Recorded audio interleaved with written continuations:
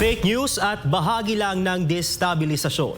Ito ang naging sagot ng Malacanang sa mga ulat tungkol sa umano'y communication records na nag-uugnay kay Pangulong Ferdinand Marcos Jr. sa kickback scheme sa flood control projects. Ayon sa palasyo, walang basihan ang mga aligasyong naglalayong idawit ang Pangulo sa nasabing bilyong pisong iskandalo. Si Creslin Catarong sa report.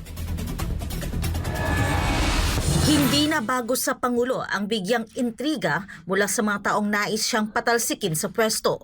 Ito ang naging depensa ni Presidential Communications Undersecretary Claire Castro matapos lumutang ang aligasyon ni ACT Teachers Representative Antonio Tino.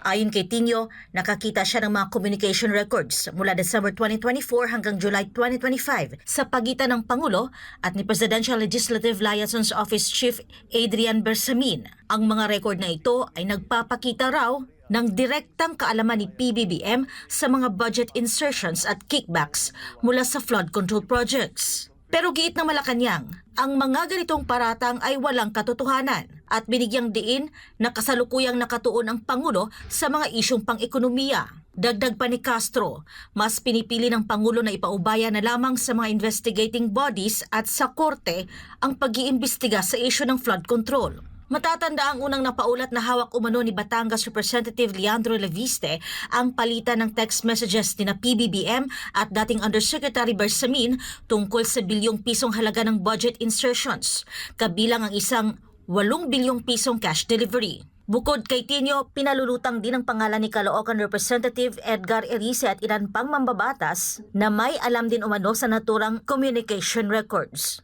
Para sa Diyos at sa Pilipinas kong mahal, ito si Creslin Catarong, SMNI News.